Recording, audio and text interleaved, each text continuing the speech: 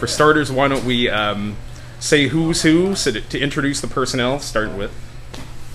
I'm Matt Coughlin. I sing and play the guitar. And to the right. And I'm Kim Coleman, and I play the fiddle. I'm Dalton Shotwell, and I play drums. Mitch Vandenberg, I'm the new guy. I handle the bass for the most part. And freestyle dancing. Yeah. On the bass. You get some waltzing skills going on there. I'm working on it. You know, there's a class on Tuesday nights. Good. Yeah, the three of us have been playing for about 2 years together. Dalton and I have played for about 5 years together, back since the acapella days. Since the acapella days. We were in an acapella group too. Oh, Real cool. Before this, yeah. But anyways. But yeah, we got back. We got back from Utah, and we played a show at the Swiss, and a friend of Mitchell's showed up and said, "Hey, do you need a bass player?" I said, "Sure." So Mitchell's been playing with us since about June. Yeah, that's about right.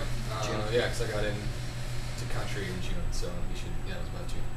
So he'd been in the country and in Tacoma for about 2 weeks, and he was playing with us. So. Yeah, we threw you right into the fire. And now you're in a band. So the Let It Go days was more of I wanted to put something down, and I wanted to get started, and knew some fellas that we could make that happen with. So that band kind of disintegrated, and this is what you see now. Also, Kim came from a show at the Swiss as well.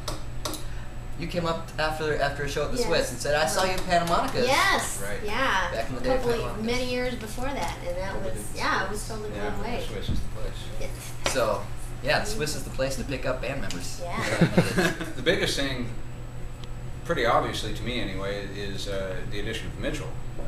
We played without a bass for at least 2 years. At least 2 years, yeah. And then it was fine. Matt and I even did a show, just the two of us at the Tractor. And yeah, it's just drums and guitar and vocals. And it was the songs as we play them more or less now. By adding Kim and Mitchell to the mix, it's the same songs that we've always played, but they just sound like they're supposed to sound now. Like the way that I don't know. It seems that's like, always good. Yeah, not that they were bad before, but just it fills out in a way that's really, really gratifying. And then when you play with musicians that are talented and they can they can play the things that you're hearing in your head, but can't really explain. Exactly. I mean, you have most of the burden in terms of songwriting, but when it comes to tailoring it, everybody's got a say in the product, and that's what makes it really gratifying for me, and I think why the songs are good, why I like them so much, why if I wasn't part of the band, I'd still buy the album. I think where we all draw off of kind of has an effect on the band as well. I mean, you've got I grew up listening to folk and folk rock and that kind of stuff, and then heavy metal. Yeah. And Kim played in a Hungarian folk band for 3 years. Yeah, I played in a Celtic band in Hungary. So I was all classical, and then I got into folk over in Hungary. Just something totally, I was never into it before, and it just, wow. I mean, a whole world of music just over there in Europe, and so I came back with a totally new perspective on music and how to play it. And When were you there? I lived there from '99 till 2003. Okay. Yeah.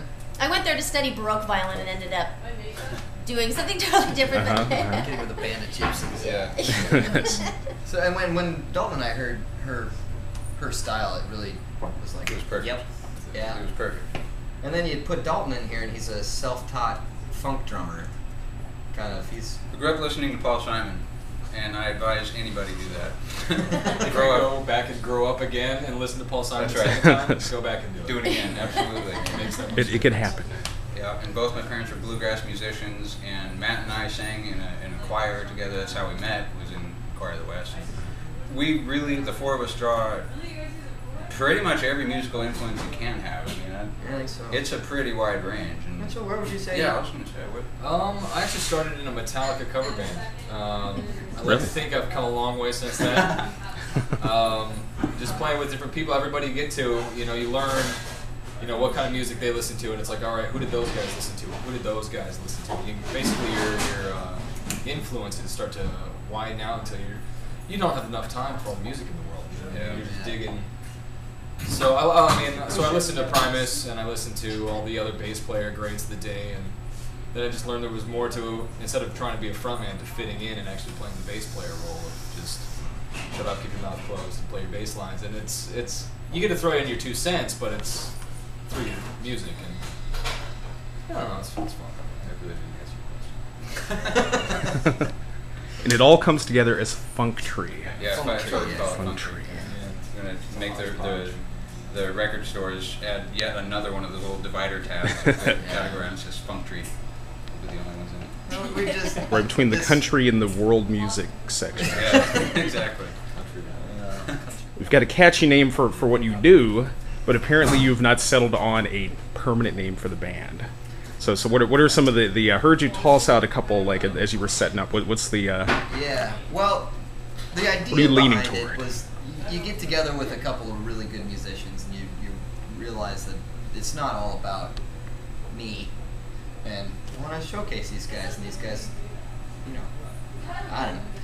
So we're looking on changing it for the release of this new live album that's going to come out here fairly soon, and we've been tossing around the Wandering Few, the Hurling Turtles. Hurling Turtles, Dalton, what was the Thunderous Herd? Yeah, the Thunderous Herd was fun. But it makes sense because Matt does at least half of all performances solo. He performs a lot by himself as well. And so Matt Coughlin Band has always worked for us, but it seems a little bit more cohesive. We all agreed that because of that way that Matt will perform solo a lot, and then we'll perform with the band a lot as well, to say, and the Wandering Few, and whoever's with him. Well, it's always going to be you guys. Right, but for naming's sake, I suppose it makes a lot of sense. It's where Bella Fleck has his Fleck tones. Matt Coughlin has his Wandering Few or his Tumbleweeds. Coughlinator's or whatever. Yeah. Coughlinator's. Yeah. So, I've got to say I'm partial to Hurling Turtles. Hurling Turtles, okay. That just sounds fun right there, Hurling Turtles. That counts.